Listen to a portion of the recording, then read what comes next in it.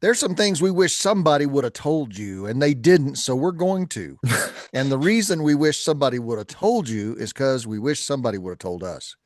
So, thanks for joining the Honest Path podcast. We're glad you're here. Our goal is to be an encouragement to you and to help you just take one next step in your life. So, John, Yeah, where are we going to go today? this is another personal formation podcast. They probably all have been. They probably all could be Yeah. categorized that way. Yeah. This is even, I can't be a, I have to be gentle here. You are my dad. So, but I'm going to say, even people with great dads, when they're growing up, there's not a lot of, I'm going to sit you down and teach you something. I agree. 95% of what you learn is by osmosis, just by living as a kid. Or what they called the school of hard knocks. School of hard knocks. Yeah, the school of experience. Yes. So these are things that dad, I wish you told me. Yeah, I agree. And I'm sorry I didn't, John. Let's go ahead and lay down and get in the fetal position. I'll tell you I'm sorry. Uh, I could set up a couch back there and lay down and yes. say, well, it all Suck started on when your I thumb. was, yeah. Yeah, but you do wish somebody had told you, and even people with great dads, they don't tell them because great dads are young dads. Mhm. So we're just young guys figuring it out too. So have some grace for your dad because he didn't know what he was doing either, and he was learning some of these things. Um, but here's Yeah. here's the thing: things are going to be better than you think they are, and you have more control than you think you do. And I think this is going to be an encouragement to you. As always, we have action ideas throughout the entire 4 quarters, not so that you'll do them all, so that we can stimulate your creative thought and you'll finish this episode with one thing you're going to do next because we want you to do one thing. Yeah. So a lot of these are about taking action, taking control for yourself. As always, there are 4 quarters in this conversation. The first one this week will be the awakening, what nobody told you specifically about some agency, about your responsibility to yourself, about taking the reins for your life. Mhm. Quarter two, the two traps of overthinking and fear. Quarter three, the way to build is to take action. The universe bends to those who take action. We love to say it. I love that. And quarter four, ultimate reality, which that one we have. I'm really excited for that one. As always, we save the best for last. Yeah. But there's a lot of, I think, encouragement and consolation and motivation in that in quarter four. That's gonna be good. Yeah. So if in these first 3 quarters you're going, you guys just don't get it. You don't get it. You don't understand. You don't know my story. Yeah, Hang out till the 4th quarter because you will say, oh, maybe they do understand my. yeah. If And you were a skater punk from 1995 and you fell into an icy lake and they just thawed you out just now, and that's what you're thinking, then stick around. yeah, yeah, that's good. All Okay. right, John, our opening shtick is I want to know what would you say since we're saying things we wish somebody would have told you, things nobody told you. If you could go back in time to your 15-year-old self and then your 15-year-old self gets to keep going knowing now what you told him, Mhm. what would you tell him? I wrestled this for a long time.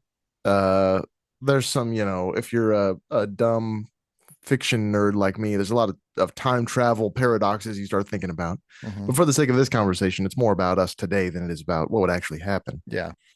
But one regret I have is uh, my high school days. I was talking to some friends, and do you know anybody who views high school as the peak of their life? You personally? Well, I've met them. I don't know that they would admit that out loud because that's a pretty embarrassing thing to say out loud. It is. People talk about them like the good old I days. peaked in high school. Yeah. Yeah, me and all my friends think, man, what a dark, terrible time that was. So I can't even imagine what that's like. But one of my main regret from high school is that I didn't join the student newspaper until my senior year, Mm, because late my junior year, I even had the idea. A person told me about it, yeah. which I'd been praying about vocation, and it was a cool moment. But I Hmm. wish I literally, like, I would read it every week, or every month, however often it came out. I can't remember. And it never even occurred to me that I could join something like that.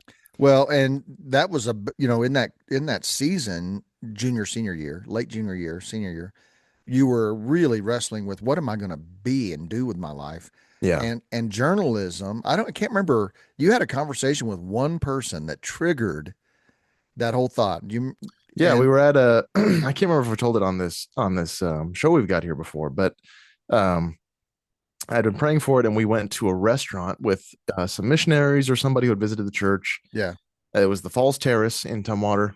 Bless up, they're gone. yeah, Supposedly they're on the way back. They're working on it, it's a but great location. yeah. And a waiter was there, and he was a friend of Bethany's, my closest sister in age. And I hadn't seen him in a little while because he was in our church youth group, and he was off making something of himself. Anyway, he was either at or about to leave South Puget Sound Community College. I think he was there. That's He right. was at, Yeah, for their student paper, and he had been one of the lead editors on the Tumwater student paper. yeah, And it was he didn't even we were just talking, but because I had just been praying about vocation, thinking about it a lot, it was like it was like, oh my gosh, the of clouds course, parted. Yeah, yeah. I was like, I could theoretically one day as a journalist write for money. yeah, It would pay me to write. I it literally had like I was a dumb kid, and yeah, I'm a slow man. It had never occurred to me. So that was that. And if I had started earlier, maybe one of the things I would say to my 15-year-old self is, you can actually be very good at this. yeah. My stuff for the student paper as a senior is really bad. I think I had it for a while somewhere, but it has to be bad. That's the only way you get good. That is true. So if I had started sooner and got my best stuff out of the way first, earlier, then I could be theoretically 4 years better at writing than I am right now. Yeah. Anyway, what would you tell your 15-year-old self? Well, I love that. I would tell my 15-year-old self, you're going to have some opportunities, so get ready for them. I was pretty convinced as a 15-year-old self that I was a coward, that I was nothing special, that in fact I was below average. Mm, And so I was having success in ice hockey, and I was a decent golfer by that point. But most of life, I did not. I certainly did not feel like I had any kind of upper hand. I was, I was the dog, you know, sucking the hind teat, as we used to say. yeah. And I wish somebody had told me, get ready, get prepared, believe this, because you are going to have opportunities to be of some influence. And so expect that, expect it, get ready for it, because it's coming. And even you talking about the paper, I didn't realize I could write till Mhm. long after that. And so I got a job writing sports for a weekly paper when I was 30, and fell in love with it. And but that's 30. That's long. That's late. Anyway, that's my thing is I wish Yeah. somebody had told me, hey, you're not as inferior as you think you are. And, Yeah. and there's going to be some opportunities for There's you. a line from a show me and Lindsay love. It's called Over the Garden Wall. There's a guy who says, "You're not the witless, simple-minded fool everybody takes you for." That's basically what we would both tell our 15-year-old selves. Yeah. Yeah. Yeah. I think that's right. Okay. Let's dive into quarter one, the awakening. Some things that we wish people had told us, and wish somebody had told you. They kind of summarize into some big ideas. And for some reason, the first thing we wish somebody had told us is no one's coming to save you. Like, Mm. um, you need to take responsibility for all that you want and desire, because the stream of culture is going the wrong direction. The world is going from order to atrophy. The only way you get to move forward and become something is to push, is to uh, yeah. And you're gonna Yeah. feel yeah, and you're gonna feel like you're not capable. Yeah. So this is interesting. I remember 15 for whatever reason feels like 20 years ago. 18 feels like 5 years ago. That feels much more recent That's really for me. interesting. Yeah. Yeah, it was. If you ever can you think back, Dad, to when you had a sense of self that is mostly like there's a continuation. Does that make so like when you're a kid, there's no continuation from me from being a kid to being an adult. But at Yeah. around 18, I have a continuous self that I still feel like that guy mostly. Yeah, that's really interesting. I would say mine was 20, 19 or 20, Yeah. because it Yeah. was my last couple of years of college. I felt like I hit stride, and I feel like I've been that guy from then on. Yeah. So, but there's this moment that no one I think notices unless you're really aware, or a lot of people like you. I mean, you're an action taker, you're a doer. Hmm. I think there's a lot of people like that. But for me, the moment when you stop being a kid who everyone has to tell you what to do, and you start being a man who has to decide what you're going to do, that's a very small bump in the road. You got to have some really bald tires to feel that thing. I mean, it's like it's it should be like 18. You're an adult now. Here's the reins. Do your stuff. But it doesn't really work out that way, at least not today. And Well, I say today. That was 12 years ago now. I'm getting there. right, but I do remember now that you say all that. I remember your sister being the one with the license and said, she's told me many times, I woke up your son every day so he'd get to go to school on time. I made his lunches, like she takes credit for parenting you. And she finally had you sign a contract. She just brought this up yesterday. She had you sign a contract that if you weren't in the car by a certain time, she had permission to leave you because to Wow. get you to school on time. And she finally made you responsible to get yourself out of bed and get in the car. And so while you say that's such a tiny bump in the road, it is a significant one because it did feel like overnight you went from somebody has to help Johnny be on time or be the guy he's supposed to be to John gets up and does it. I mean, John went to college. When you came home from college the first time, I almost didn't recognize you in this sense of the description. Really? Yeah, because you had found community, you had chosen your friends, you had strong views about the classes you were taking. It's like you were playing offense now instead of stuck in neutral. Mm. I didn't know if it was that fast because I clearly see college. If you guys don't know this, college is very expensive. And I look at what I've done with it and I go, well, if I'm just thinking investment, if I'm John's financial Right. planner, that's a bad investment.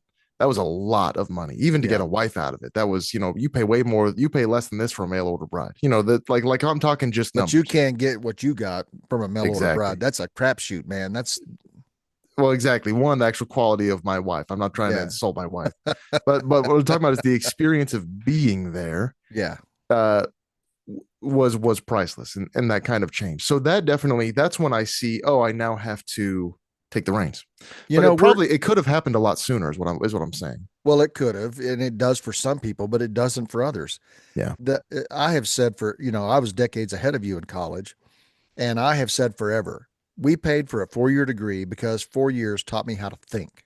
Yeah. I feel like that's what college did for me. It taught me how to think, how to solve Totally. problems, how to think, and how to understand the world in a broader, more complex way. That's it. Yeah. And to me, that was worth every penny. Yeah. This I want to do one more anecdote here. And this is more related to friendship. But again, the thing that no one told you that we wish they had told you, we're going to tell you now, is that no one's coming. You have to decide these things and take these actions yourself. Yeah. Uh, when I went to South Puget Sound Community College first, one because my GPA from high school was not good, and two because I didn't want to leave home. I really badly didn't want to leave home. I Yeah. we had Evergreen had a ministry college, which was Northwest, a great school, doing Right. classes in the church, Right. but they didn't have the program I wanted. I wanted Yeah. communications, journalism. So I was doing that through SPS, and I didn't really want to go anywhere. One night, I'm watching one of those sitcoms where it's a group of adult friends, the kind that don't exist in real life. They're like Yeah. at the same bar or the same coffee shop every night of the week. So like And friends or something like yeah, that. yeah, or Yeah. How I Met Your Mother. Yeah. And it's the kind of friendship that in real life is terribly unhealthy and actually stagnates you because you can't go to a bar every night of the week and be healthy. Right. Um, and it's late. It's very late, and I'm sitting there laying in bed, and I realize if I'm ever gonna have friends like that, now, this is not prescriptive. This is just descriptive. Right. If I'm ever gonna have like that, I got to go to college. I got to go away to college Mm. because they're not here. I'm not finding them here. I'm not doing anything to find them here. And Wow. I'm still on the tee. I'm in my Yeah. parents' basement. So I had to go. And Bethany, my sister, who we keep talking about, had claimed that she had paved the way for me. She said, I have all your friends picked out already at Northwest. You're gonna be best friends with this guy and this Right. guy and this girl, and you might None date of this none one. of which turned out, right? Not a single one. They were all great people. Yeah. One of them I liked more than the others, but no, I ended up getting there, making my own friends very quickly. Thank Yeah. God. I ended up in a perfect spot for it. Made some Yeah. of my best friends. and it all worked out. But that was one of those moments where I realized if this is going to happen, if I want what I claim that I want, I'm going to have to do something about it. And I was 19 at the time. So that's kind of what I'm talking about here. Yeah. And so, really, the way we would summarize this first quarter is the sooner you accept responsibility for your life, the sooner you gain power over it. Yeah. So, feeling behind is going to happen. Feeling uncertain is going to happen. That is not failure. That is the the shared starting line of growth. Everybody feels it. That's universal. We don't Yeah. want you to beat yourself up for feeling like you're behind or feeling like other people are ahead of you or feeling like you should have done this sooner or you're a failure. Those are common. In fact, they're universal. But that's the starting line of going. Hmm. And so responsibility is not pressure, it's where freedom comes from. So taking responsibility, that adulting thing is hard, but that's where freedom actually comes. It's where freedom lives. Yeah. And then the myth of the people that have it figured out, right? Yeah. You think, well, I'm so far behind, or everyone out there is so much more. So like even knowing what you want is a blessing. Not a, it's often that you don't know what you want or Yeah. what you should want. Yeah. So the myth of, oh, they know what they're wanting, they're going after it. Like that's those people. It's one of the joys of growing up is realizing that all these other really smart adults, they're also generally as conflicted and self second guessing, and they still feel like kids the way you do. So the point there is you're not late, you're waking up. And whatever time you wake up, it's okay. Wake up. Yeah. But John, my experience, and I think I'm going to bet money. I would bet $20 of your money that this is consistently true. All the cool kids from high school, okay, all of them, the ones I envied in high school, the ones where I thought they got it going on, that's a real dude. Man, I wish I could be like that guy. All of them, when you go back to high school reunion 10, 15 years later, they are losers. I wouldn't want to be any of them. And so it's kind of an interesting thing that in some ways, feeling like you've got it all figured out too early is a problem. Yeah. What do you think about that? I think in this conversation about cost. So when I was going back and forth on whether or not to go away to college, the cost was, well, one, we lived in freaking paradise. If we lived in Rivendell from Lord of the Rings almost. Like it was on this hill with this view, and I had a suite in the basement. I had my own bathroom, and the windows overlooking the. Massive bedroom, little living space out there. It was crazy. It was You too had a much you had a comfort. living room with a TV and a gas fireplace. I mean, you could just Yeah. yeah. Well, because of the bathroom, so I would in the summer sometimes I'd wake up at noon, not leave the room until 5 p.m. after playing video games, and finally get a little hungry and have to go upstairs. So it's hedonistic. It was gross. Yeah. Point being, I knew what it would cost. What do you think about what I'm thinking of is if you want something, you go, oh, that's not going to work because Hmm. blank, blank, blank, Right. because I love this thing, or I've got this kind of time to spend for the things I want, my hobbies. But if there's a higher good like friendship or a career or love, Hmm. it's worth almost everything. It's worth a move across the state. It's worth a move across the country. It's worth a cut in income. It's Hmm. worth a cut of support of a net a support system. And this conflicts a little with rootedness. I'm not trying to conflict with rootedness because we're talking about a stage of adolescence when you need to find this part of yourself. Hmm. I don't know. Do you resonate with any of this? I do because what you feel is I'm going to lose XYZ. Yeah, If I do that, I don't get this. yeah. And to me, the surprising realization is you get to have it all. Mm. You don't lose a thing. You might not have it all, but your desires do change as you change, and you don't feel lost. I guess that's what I'm saying. Um, I never once looked back and said, "Man, I wish I was 16 again." No, Uh, you no know, way.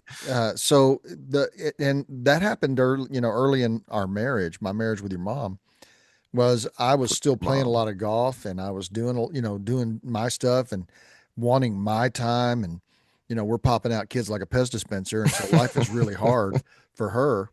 And, with a strong attitude adjustment from her, I realized I either have to change or I'm going to lose her.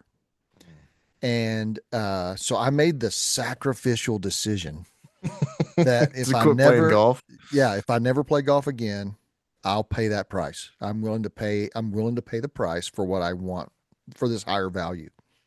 You're And from flogging yourself on the back. Yes, yes. And I thought, man, I'm just going to take one I'm going to be in the hall of martyrdom. Uh, and it turned out to be the most fulfilling life I could ever imagine. So that's really what happens. You think I'm going to lose a candy bar, but I'm going to gain a ribeye, and Hmm. you just don't think that way yet. Yeah. Yeah. So then you're saying that when you oriented towards home and the kids and it became what you wanted anyway. Oh my goodness, I had no idea how fulfilling that life could be, and I didn't. So yeah, all right, let's get some action steps. Quarter For one, we sure. want to keep this thing moving. My first one would be write your own ownership statement, which is something like this: if nothing changes, that's on me, so I choose to change. Like Hmm. write that on an index card or something, stick it in your mirror in the bathroom or on your TV if you're a video game addicted, put it on your TV wherever you play video games so it'll convince you wherever, put it in a spot where you're tempted to drift and see it all the time. If nothing changes, that's on me. I'm going to change. That's great. Another action step idea would be to kill the comparison loop. Take one area where you feel behind and define your next step, not someone else's highlight reel. So again, and with the understanding we've talked about of they're figuring out just like I am. Yeah, they are. Last one would be take one step. So do one thing today you've been avoiding. Send that email, make that phone call, start that plan. Do one thing that you know you ought to do. It's been on your to do list mentally. You just haven't done it. Do one thing. Yeah, that's awesome. Okay, into quarter two, the traps, overthinking and indecision. In regards specifically to again this conversation of taking control for your life, Yes. planning. Yeah, These are two very, very common traps. We overthink and we refuse to decide. Those are based on fear and risk. So we overthink because we want to be perfect. We want to get this exactly right. What if I get it wrong? All the what ifs. And John, this is a spot where I tried to talk to your 15-year-old self. John, make a decision because decisions terrified you. And um, and so this is these two traps we really want you to think about for a second because we do believe we are persuaded the world bends in favor of those who act, yeah. and Well, this. the current wants Sorry, to go ahead. paralyze you. No, the current's going against you. Yeah, absolutely. This was you said in a podcast early on, which we're still early on, a few months ago. You had talked about this quote that we love, and you said you told me when I was a kid, and I didn't call you on it, but I got to call you on it now. It was not when I was a kid. It was when again this continuum of when since I've been my senior year of high school since I've been Yeah, 18. yeah. We went on this amazing trip we've talked about before to Gettysburg. Oh yeah, It was springtime. Went to DC and walked around. Flew in on the red eye yeah. and then stayed in Gettysburg for I think a week or at least 4 days, something About like that. 4 days. Yep. We learned a lot about, I mean, the war itself, and then a lot about leadership, and it was amazing. Mm-hmm. There's a Teddy Roosevelt quote there, which was, "The best decision you can make is The right one. the right decision. The second best decision you can make is the wrong decision, and the third decision you make is no The decision." worst decision you can make That's right, the worst. Thank you. is no decision. Yeah. And Teddy Roosevelt got that from me because I had told it to you. Yeah.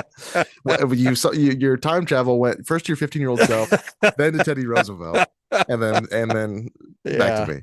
No, Yeah. yeah, I love that line, and I find it to be incredibly true as Yeah. one who also, in my younger days, was terrified of decisions.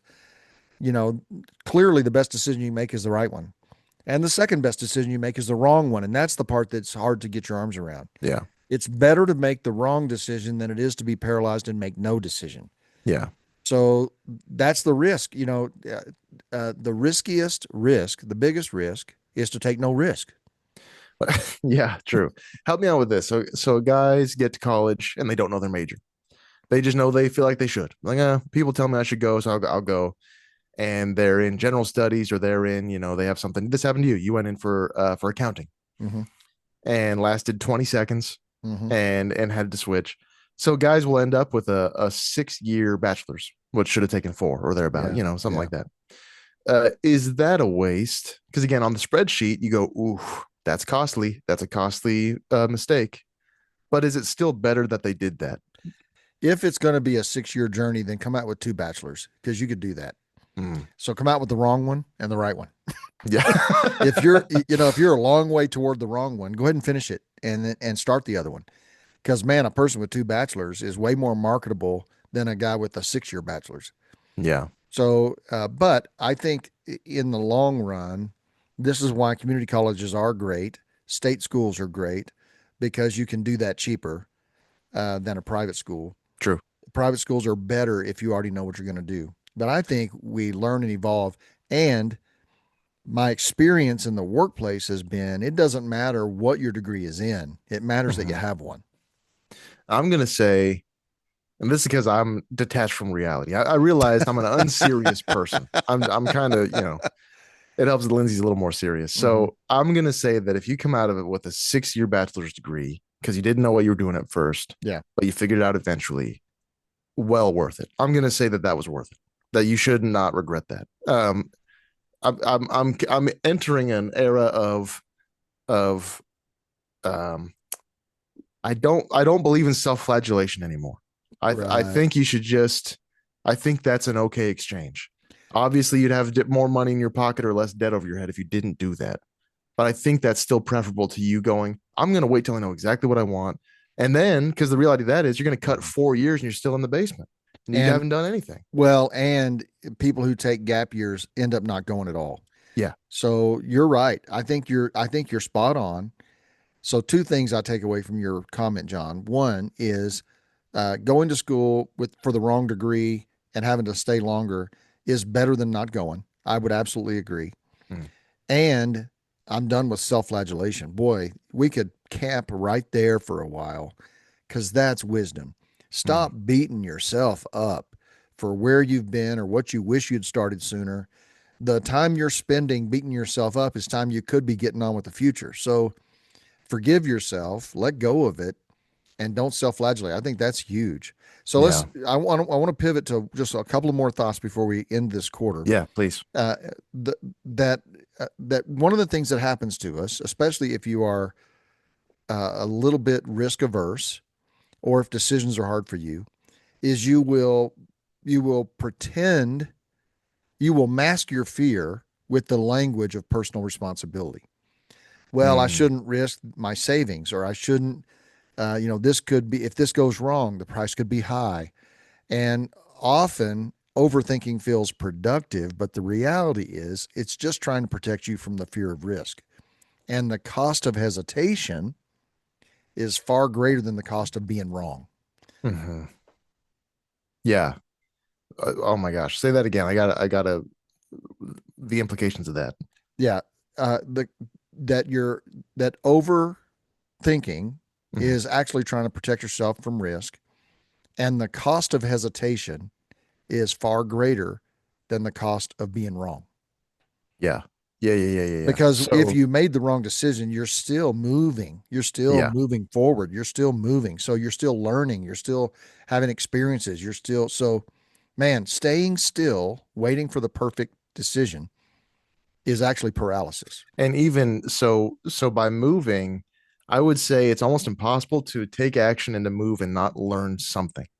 So by sitting and waiting, Right. it's hard to learn. You It's you hard to can learn there. you can Yeah. feed yourself information, but it's not going to be the same as experience. Because it's all theoretical. Yeah.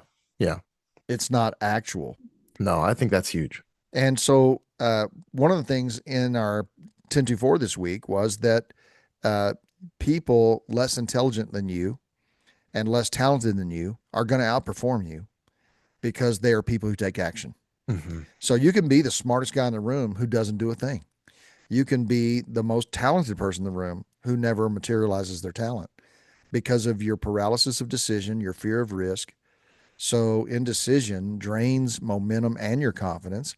And you'll be shocked. I have been many times in my life when I meet somebody who's very, very successful at something, and I go, that guy's as sharp as the leading edge of a beach ball. How did he do that? And the Yeah. answer is he took action. He Yeah. did stuff. Yeah, and there's this, you read outliers or you hear about these nepo babies, right? You've heard of this term. What's a nepo baby? It's short for nepotism, baby. But it's you'll see Oh. an actor and you go, "Oh, I like that actor," and you find out, "Oh, that's a nepo baby." Their uncle is Francis Ford Coppola. Right, They're right. something like that. So that's Well, a big thing. Casey, what's his name? Casey Affleck, Affleck. He took forever to get opportunities, but the Nepo baby got him opportunities he probably would not have gotten. yes, But he but has learned. There's an example. He got roles he shouldn't have got, and he's become a decent actor. true. The truth is, all of these people still had to act. There's this Yeah. the book Outliers I love by Malcolm Gladwell. It's people with perfect opportunity Hmm. and they all act because plenty of people also get that opportunity. Boy, So that's true. you can go, man. Well, that guy, that smart as a beach ball guy, he had these connections. It's like, yes, that is true, and he didn't sit around. Right. He didn't just twiddle his thumbs. He also had to do so. Look at your opportunities. Again, comparison here is the thief of joy, as we talked about last week, Yeah. and it's the thief of almost everything. So think about your opportunities, what you can take action on. Well, and I tell you what, this is Jimbo confession time. Okay. I I just do not like President Donald Trump. I just don't Mm, like him. I don't like his personality. I don't like many of his traits, the way he talks about people, the way he loves to get even with his enemies, blah, blah, blah, blah, all that. But I watched a documentary about him recently, and the dude, he's exactly what we're talking about. He says, my dad gave me a small loan of $1 million. right. Well, that's not a small loan. But what that guy did at a young age, at 27 years old, he is talking to the New York City Council and convincing them to give him a historical building so he can do something with it. And he just dove in at 27. Now, how many 27-year-olds do you know are going to be that aggressive? Mm, So, for all of his flaws and weaknesses, he also has been a guy who just gets stuff done. yeah. So there's the virtue in that. If he has any virtue, I guess there it is. All right, action steps, John. Let's give a Yeah, few. let's do it. All right, first action step for this quarter would be to set a 24-hour decision clock. I I love love this one. this. Yeah. Yep, me too. A buddy of mine, we're too similar. A buddy of mine, who's another creative type like me, who has motivation issues. We've both found the only way anything gets done is structured deadlines. It's the Yeah. only way. Yeah.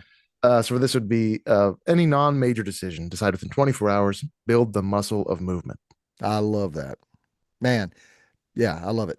Um, okay, number two, name your fear out loud. If you are using language of personal responsibility to avoid making a risky decision, name the fear out loud. What is it you're afraid of?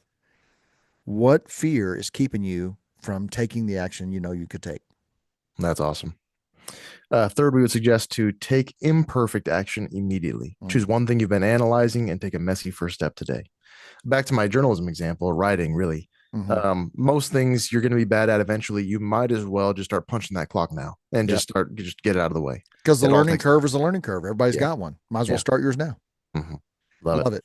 All right, halftime, John's book recommendation time, and I want you to go first. What book are you selling today? I've been hemming and hawing. Is that the phrase? Hemming and hawing? Hemming and hawing, yes. Not About this one. not humming and not Not and not hymning. hymning and humming. This is a gruesome book. This is a very gruesome Oh, book. It is a murder mystery by Thomas Harris. It is Red Dragon, the first Hannibal book. oh, Um, Very gruesome. I don't know how it happened. I accidentally became a crime thriller reader. I think back, and it's the number one genre I've ever read. I've probably read 1,000 thriller books, and I don't even really? mystery. Yeah, partly because it's a crowded market, but I don't know how. I wouldn't have said, yeah, I'm a big thriller I'm gonna guy. read 1,000 of these. Yeah, but I mean, it just happened. I mean, one is they're so readable. Anyway, crowded market, a lot of talented guys. Love Michael Connolly, talked about a few times. Hmm. Thomas Harris is a bona fide genius. Mm, He wrote only 8 books in his whole career. Now he's 90, if he's still alive. And hmm. he eventually, after a few of these, he just didn't, he basically retired. He would cook for his friends. He's been in, I think, 2 televised interviews in his entire life. Otherwise, very Really? reclusive, Wow. interesting guy. To the point, this book is wild. He's an astonishing writer.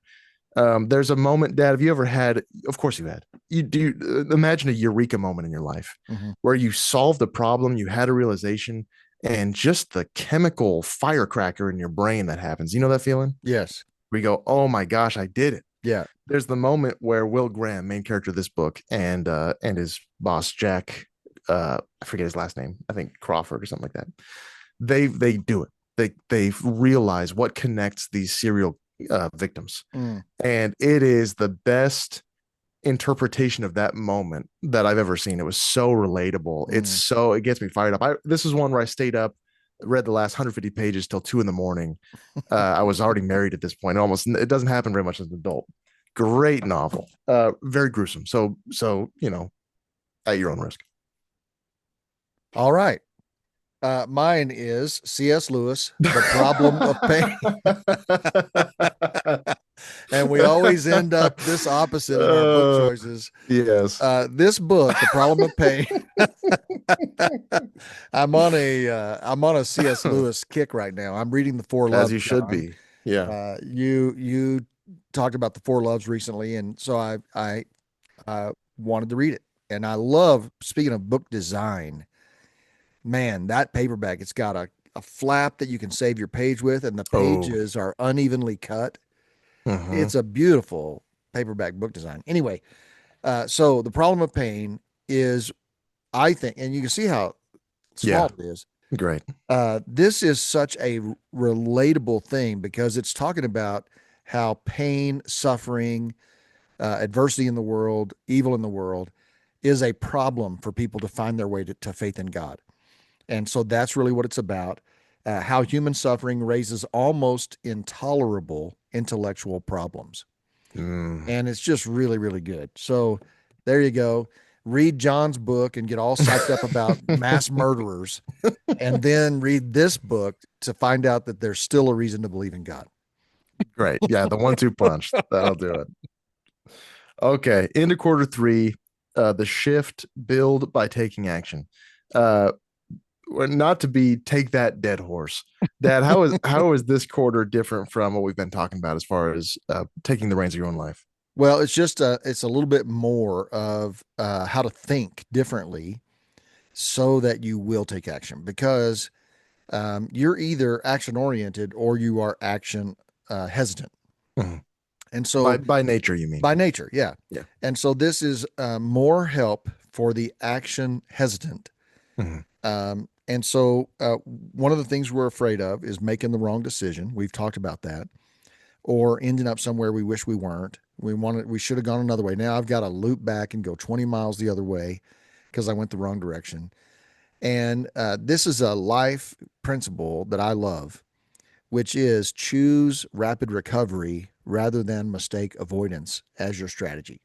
Mhm. So I learned this uh, being a pastor and trying to help move a church forward, um, and really empowering people to do things. Because one of the reasons control freaks don't give away authority is they're afraid people won't do it very well. Mhm. And so this helped me empower people to make decisions and have real authority because we can always rapid recover. If they do it wrong, we can rapid recover because the win of them doing it and learning and growing, leadership gets bigger and bigger and broader and broader. More people have it and hold it, so they own more. There's just lots of wins there. But I was holding on to things because I was afraid of mistakes. Mhm. And so unless you're doing brain surgery or nuclear medicine, uh, rapid recovery is a better strategy. So I think that's part of the shift is uh, you you start thinking differently because you recognize movement is success. Yeah. And so I need to get rid of my risk aversion. Yeah. Maybe this could even be mostly about reframing failure. Mm-hmm. So what you're saying there is uh, which we've talked about already. But if you fail, that is a superior achievement to if you did nothing.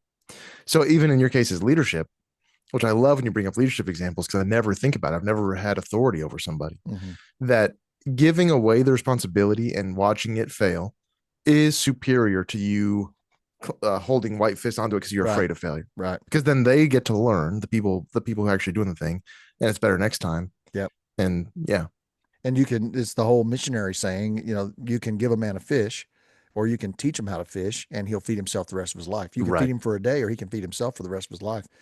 And that's the compounding nature of investing. It compounds, it bears fruit. It, uh, your investment keeps making rewards for a long time. So make the investment. And And I like the thought that failure is feedback, not reality. You're not a yeah, failure. You had failure, and the failure is an educator. yeah. I think we've talked a bit about comparison and people who seem to have it all together. Part of the problem is that we don't, most failure is quiet. Mm-hmm. And then, thank God. And then you get to see some really loud victory. So, you talk about it, I think it's mom's line, the 5 year overnight success, right? Mm-hmm. Mm-hmm. Or Edison's got his famous line about the light bulb, found out 10,000 ways not to make a light bulb. Yeah, because people Uh, said you failed. You have failed 10,000 times. That's when he yeah, responded to that, right. and he said, "I haven't failed 10,000 times. I found 10,000 things that don't work." Yeah, yeah. So this might have been made worse by social media where you only see success.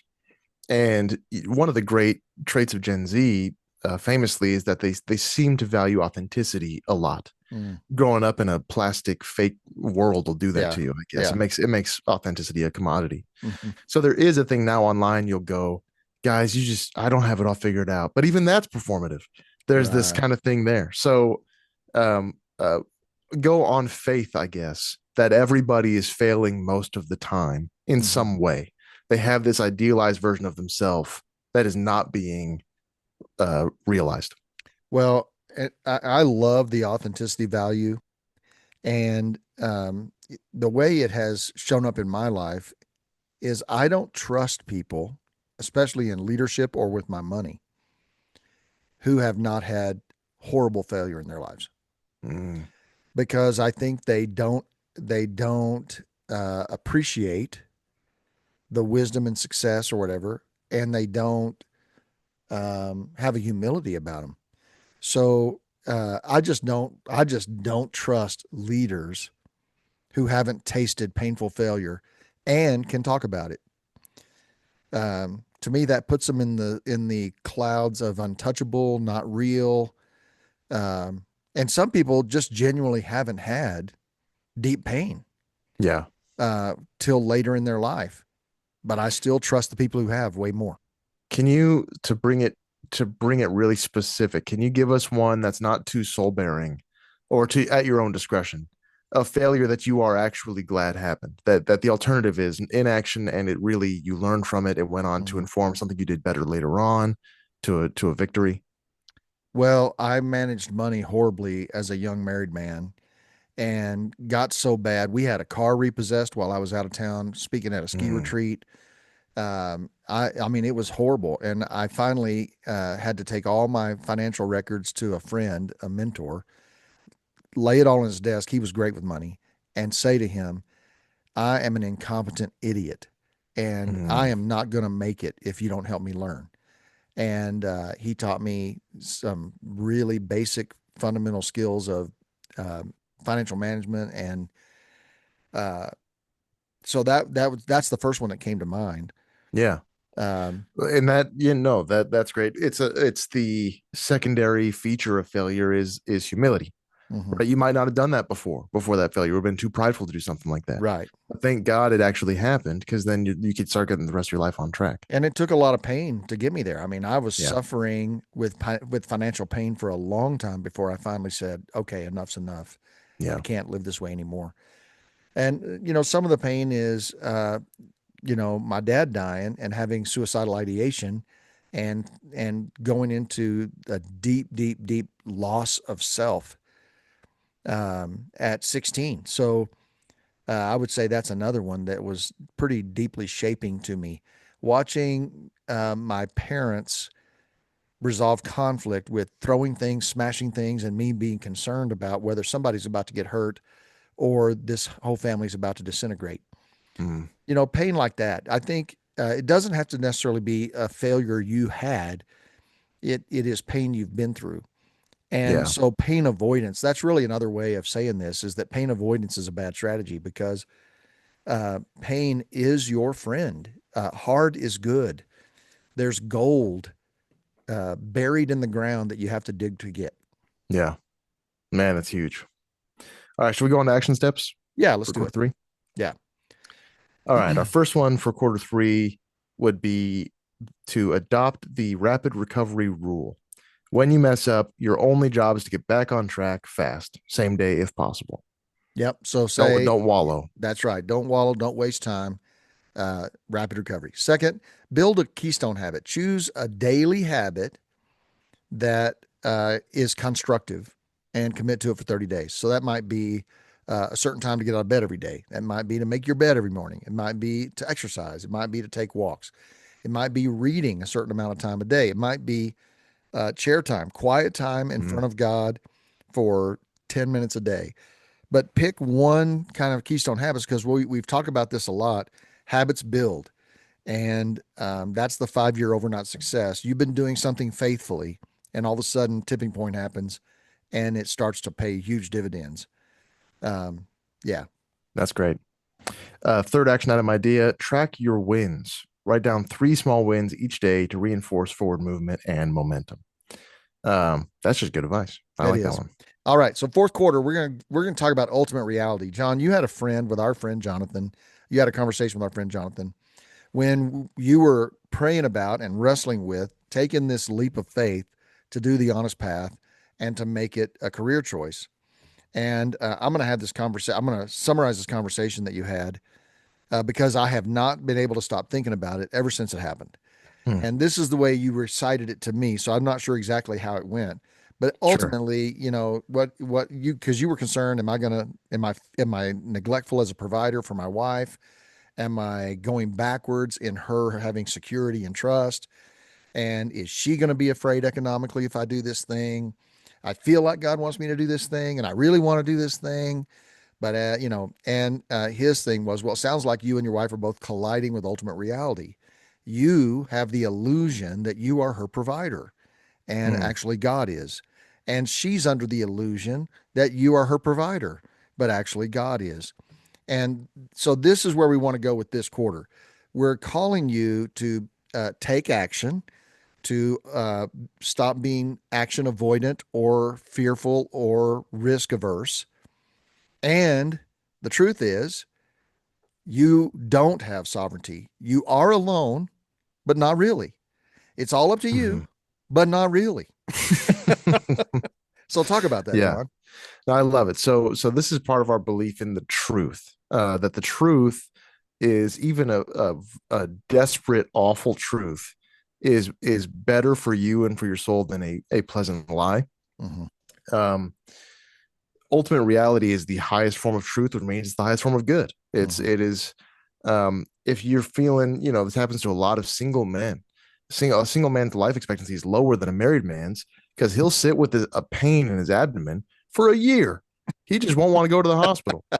And then they find something in there. But if he has a So kid, he's like, I gotta make sure I'm around for my kid. exactly. Or the wife will say, quit whining about it. I made you an appointment, go to the hospital. Yeah. So the truth, or with people when it's more anxiety related, they go, I don't want to know what that is. But you have to know what it is, or else it's going to get worse. You have to know the truth.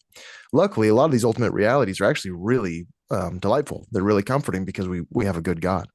So what you said, the first painful truth is you are alone.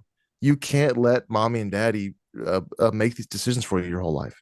I think back when I was having really bad driving anxiety at first. I remembered being a kid in the backseat of a car Mm-hmm. and having no fear. Doesn't matter what's going on. It Mm-hmm. could be a snowstorm. It could be icy roads. It could be we're on a road trip and it's 3 a.m. It doesn't matter Mm-hmm. what's going on. I have no fear Mm-hmm. at all. So the first painful swallow is I am driving the car now. And I was actually in danger then. I just didn't know it. And I have to be able to navigate that and provide that for others sometimes. Mm-hmm. Mm-hmm. If eventually we have a kid, or even for Lindsay, hopefully if she's in the Mm-hmm. passenger seat. Uh, then go even further. The further ultimate reality is that actually we serve a good God. And he is technically, if I could see ultimate reality visually, I would see that I am still a child in the backseat of the car and Right. that God's driving in. I have nothing to fear. Man, that's great. Yeah. What do you think about all this? Well, that's great. I think, I think I think there's a few ultimate realities or hard realities that you've touched on. The world is a very dangerous place. You can pretend it's not, you can wish it weren't, and you can be surprised when bad things happen. But it's a very dangerous place. Mhm. People suck. People are mean. People are hurt, and hurt people hurt people. And so pain is going to happen. Failures are going to happen. Success could happen. You have less control than you think, and you have more control than you think. These are all realities. But the ultimate reality, we believe, is that there is a God who superintends over all of that, and He is good. So even when it doesn't work out, it's going to work out. That to me is the ultimate reality that I live. I live in this space, and I am by nature an optimist, not a pessimist. But I need to know that there's hope. I need to know that this is a serious undergird for me. Even if it doesn't work out, it's going to work out because Yeah. God won't let it not work out. As I trust Him, as I keep my life in His hands, this is what He's masterful at. Yeah. And so that's probably but I think all of those are realities you have to embrace Yeah. that life is good and you're limited and life is hard and you have a certain set of skills. And even if you're one of the elite, skilled, intelligent, talented, action oriented people, you still don't have the capacity to be everything you're going to need for your whole life. Yeah. Well, the two it's a lot of great truth. It's again, the first one is that you have to take the reins, but the second one is that there is a boundary on what is within your power, and it's really really small. It's really close to center. Mm-hmm. The sphere of what you can control is tiny when you look at the universe and you look at the world. So that's fearful for some people. They don't want to acknowledge that Mm-hmm. ultimate reality. Yeah. But when you do, there's freedom there because you Yeah. can let go. You can let go and say, it is not within my power to stop these things. And therefore I don't really have to worry about them. I know it's easier said than done, a lot of times. But even in this world, I'm going to take action where I can. Draw a circle around yourself and what you can actually take action about and go, Right. hey, this is all I have to worry about. Yep. What a beautiful thought. What an amazing thought. The war in Iran, the gas prices, the AI. You can't. I have bad news for you. First, bad news. You can't do anything about that. And then I have great news for you. You can't do anything about that. Just focus on what you can actually do. It's true. It's the truth. It's very true. And the time you spend paralyzed by the big things, Mhm. you are wasting because of the power you could have in the little things. And these are the ones that are closest to you that have the most impact for your mental health, emotional Yes. health, for your gift to the world, your vitality. It's what you were made for. You weren't made to rule the whole world. You're not the global operations director or the The GOD. God. You are you. You're a tiny thing, and God has given you a tiny world to manage. So, man, get about it because it's good. John, give us Yeah, action points now. You do the first one, and the third one, I'll do the middle one. for sure. First action item for this quarter is to choose your focus. Identify 2 or 3 areas that matter most right now, and accept what you are not focusing on. Mm-hmm. Again, draw that boundary and look on both sides. Look at what am I allowed to forget right now. Mm-hmm. Part of the news cycle is you feel the pressure that I can't forget about this. I have to meditate on this. Mm-hmm. That's true to an extent. You have a responsibility to be informed for your own sake and the sake of those around you. But look at what you actually have agency on and Yeah. focus on that. Yeah. I would say the second one is ask the courage question all the time. And when I'm stuck, I'll ask this question. If I were really courageous, what would I do next? If I was Mm. filled with courage, what would I do next? That generally will tell you what you ought to do. Mm. And then you can decide, well, do I have the kind of courage it takes to do that? But asking the question has been a real clarifier for me. If I were super courageous, what would I do next? It's really helpful. I love that. 3, we would say to design your week on purpose. Don't drift into your schedule. Build it. Block Mm-hmm. time for what matters most. Mm-hmm. We've only danced around and we've jawed enough this episode, but one of the ultimate realities is that the world is in atrophy. The world goes from order to chaos, and your Mm-hmm. life with in drift, Mm-hmm. if you let go of the steering wheel, your Mm-hmm. life goes from order to chaos. Yep. That's just true. So you're never going to drift into order. It only goes one way. You Yep. have to build into order on purpose. Yep. And the inflated way I would say that is the best way to prepare for your future is to create it. Hmm. So you have a lot more agency there than you think. And while there are obstacles and there are challenges, uh, taking action, man, grabbing that thing and saying, I can't do everything, but I think I could do this. I can't change everything the way I want it, but I think I could change this. It's just energy creating, it's momentum building, it's powerful. And we want to see you take that step forward, even if it's one step. Celebrate the snot out of that step, Yeah. and uh, and and go for it. Yeah. Awesome. Well, thank you guys so much for your time. As always, really, really grateful just for you to be here. We have, we don't get comments very often. I would love if I could ask one thing from you. It would be leave a comment if you have one, even if it's not nice. I don't. That's okay. Yeah. Or an email would be nice too. We've got info@gymlad.com Yep. is our contact. If you have things that you wish we would talk about, if you want me to quit recommending gruesome books, tell us. I'll have something else. Yeah. Yeah. We'd love to hear from you, and we'd love to see you. The last Thursday night of May, we're going to have our town hall online Zoom meeting. So make sure that if somebody passed this podcast to you, get on our website and subscribe, jimandjohn.com, no H in the John. That way you'll get the invitation you'll get these podcasts in the future, and you'll get the invitation for the town hall, and get on the town hall with us. It's really a lot of fun. We hope we'll see you there. Yeah. Last, we have made a big shift. If you watched last week's, you already know we're now a nonprofit, a 501c3 licensed Mm-hmm. nonprofit with the Mm-hmm. state of Colorado, with tax deductible Yep. donations. So federally and statewide, we Yeah. are. Yeah. Yep. And so this is just, we're so excited about this because we can more effectively be a resource. Mm-hmm. We're not interested in your money more than it keeps the lights on. We want to equip young men, the Mm-hmm. people that love them, their parents, their neighbors, their aunts, and get them in community with small groups. So we've got a lot of free resources coming, and some more info on that soon. Yep. So thanks for your support if you're a supporter. And if you're not a supporter, jump in. Every little bit helps, and we are thrilled to serve you. So, man, thanks again. Have an awesome day.